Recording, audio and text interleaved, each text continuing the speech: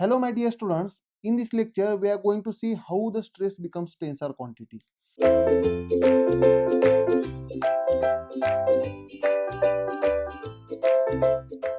Now, basically, there are three types of quantities. There will be a scalar quantity. Scalar quantity means to define any quantity if only magnitude is sufficient, only magnitude is required, then it is called scalar quantity. For example, distance is a scalar quantity, then speed is a scalar quantity, then energy, any kind of energy, all the forms of energy are scalar quantities. Now, second, there is a vector quantity. Second, there is a vector quantity. Vector quantity means to define quantity, we need one magnitude as well as we need one direction for defining of these quantities. We need one direction also. For example, force is a vector quantity. Then acceleration, velocity is a vector quantity. Speed is a scalar, but velocity is a vector. Now displacement is also vector quantity. Velocity is nothing but displacement divided by time, and speed is nothing but distance divided by time. Displacement is a vector quantity. Moment is a vector quantity. Momentum is also vector quantity. Momentum is nothing but product of mass and velocity, is also vector quantity. These are the some vector quantities. Now, third type of quantities are tensor quantities. Third type of quantities are tensor quantities. Tensor quantity means to define these quantities we need one magnitude, again we need direction, as well as we need the plane on which it is acting, plane, or it is also called phase on which it is acting, or it is also called area on which it is acting. Means to define tensor quantity we need magnitude, direction, and the plane or phase on which it is acting. Now, for example, stress is a tensor quantity. Stress is a tensor quantity. Again, strain is also tensor quantity. Moment of inertia, area moment of inertia, right? Area moment of inertia that you are going to see in strength of material is a tensor quantity. Now, how stress becomes tensor, that we are going to see. Now, first of all, understand about the magnitude. What is meaning of magnitude? Magnitude is nothing but anything between 0 to infinity. Any number between 0 to infinity is a magnitude. Now, what about direction? Direction, we have three directions na. We have x direction, y direction, and z direction. These are the three directions we have. Now, plane or face or area, that we are going to see. Let us consider one 3D element. Here I am considering one three-dimensional element, right? This is a one box, three-dimensional element I am going to consider. Now, for this three-dimensional element, now this is a x-axis, this is a x-axis, and the face which is perpendicular to x-axis, the face which is perpendicular to x-axis, this is called x face. This is called x face or x plane, or it is also called x plane, or this is the area perpendicular to x-axis. Now again, the face which is perpendicular to y-axis, let's say this is a y direction, this is a y direction.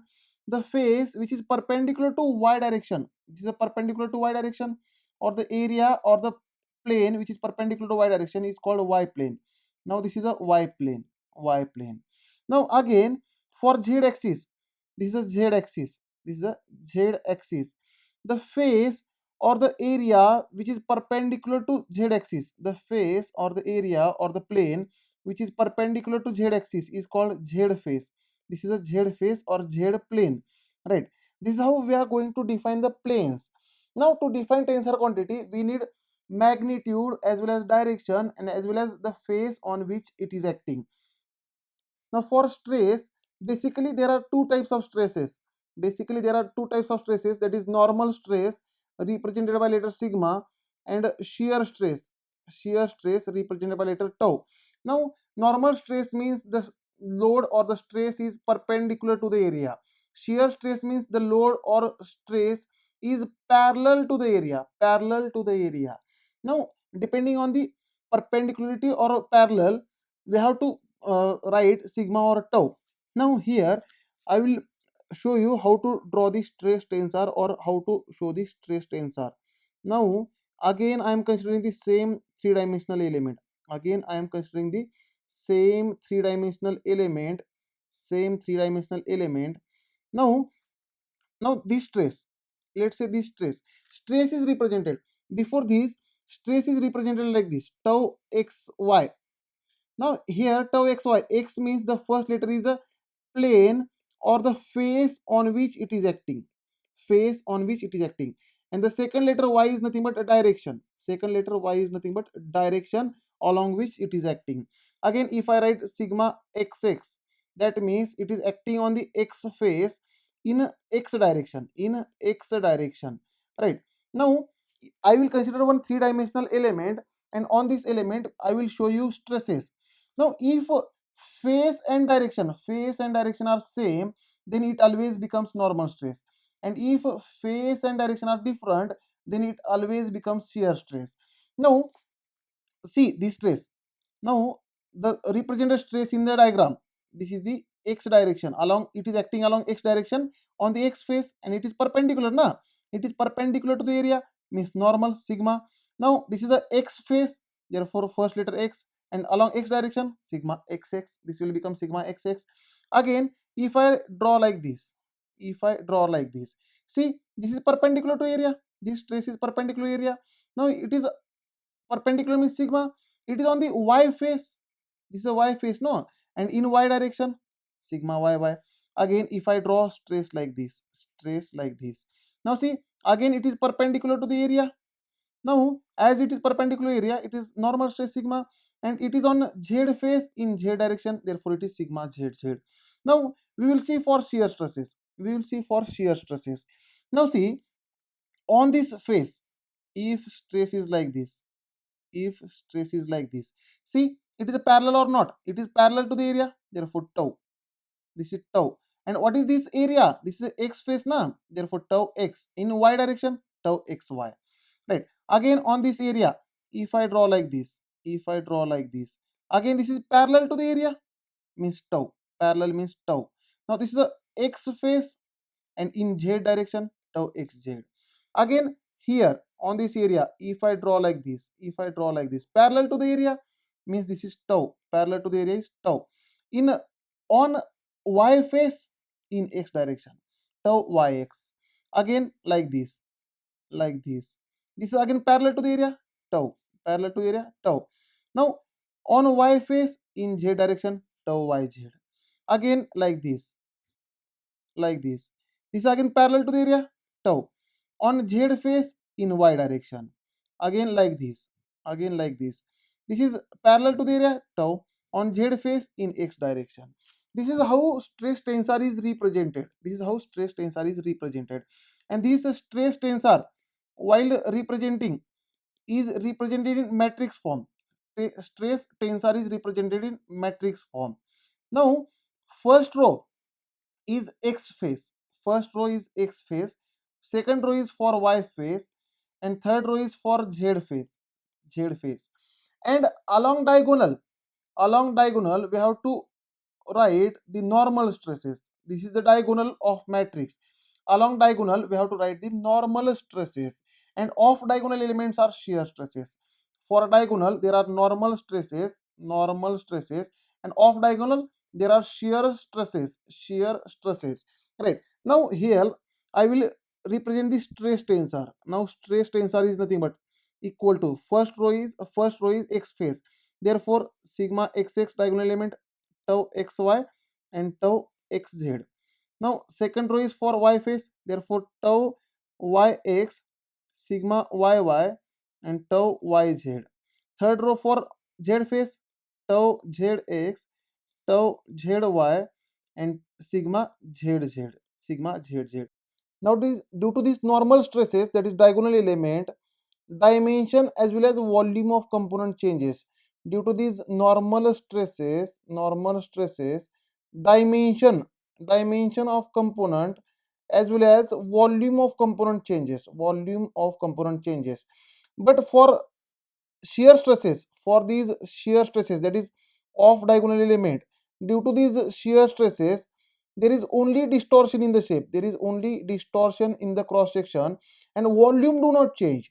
Due to shear stresses, volume of component do not change, volume of component changes due to normal stress only. Now here the interesting point is that this tau xy is equal to tau yx. again tau xz is equal to tau zx, again tau yz equal to tau zy, because these are complementary stresses. They are complementary to each other, because they are complementary to each other, therefore they are same.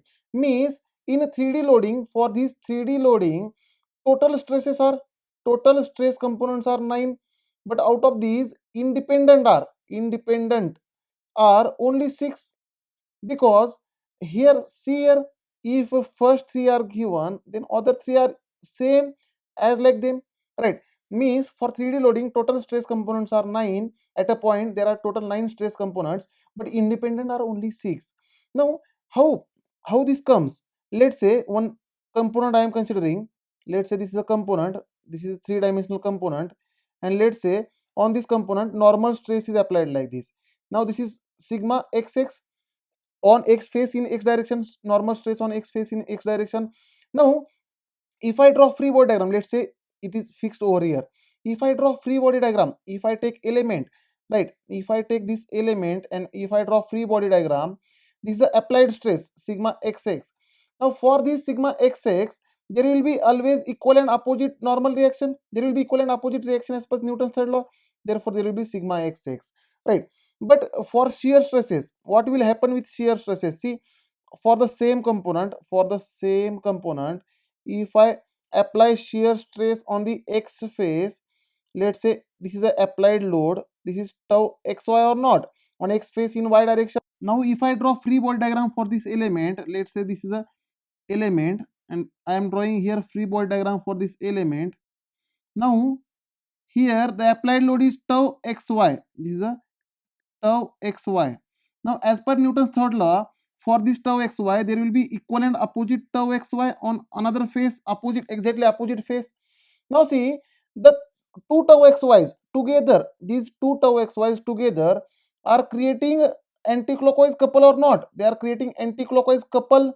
Now to balance this anti-clockwise couple, we have to apply clockwise couple on horizontal plane. Now see, therefore on this horizontal plane, if I apply like this tau yx on y face in x direction, and here equal and opposite for this tau yx. Now they together are causing clockwise couple, right? Means this anti-clockwise couple is cancelled by clockwise couple, so that the component will become in equilibrium. Therefore we have to apply the same magnitude of couple, no? Therefore this tau xy becomes equal to tau yx. They are complementary to each other. Now consider two-dimensional loading. Before this seen three-dimensional loading, now consider 2D loading, two-dimensional loading. Now two-dimensional loading means on any one face there is no load, as well as one face is load free, right? Let's say if I consider three-dimensional element, if I consider 3D element, on this 3D element loading is 2D, loading is 2D, means this is a sigma xx. For the sigma xx there is equal and opposite sigma xx. Now there is tau xy. For this tau xy there is equal and opposite tau xy. Again on y face there is sigma yy. For this sigma yy there is equal and opposite sigma yy. Again there is a tau yx. For this tau yx there is equal and opposite tau yx. This is a 2D loading.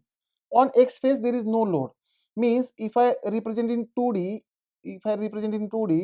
this is a sigma xx, this is a sigma xx, this is a sigma yy, this is a sigma yy, and on x face in y direction there is a tau xy, again on y face in x direction there is a tau yx, and as we know tau xy is equal to tau yx, I can write tau xy only over there. This is a 2D loading. If I write 2D stress tensor, the matrix will be sigma xx, tau xy, tau yx, or we can write tau xy also because they are complementary, and sigma yy. This is a two-dimensional stress tensor. Now here in 2D loading you can see total stress components are 4, but out of these 4 components only independent are 3. Independent stresses are 3 only, because tau xy is equal to tau yx, right? Therefore, total independent stress components are 3 and total stress components are 4. Now, on any plane, if there is a normal stress as well as shear stress acting, then such type of loading is called complex loading. And for complex loading, the calculations we are going to see in coming lectures.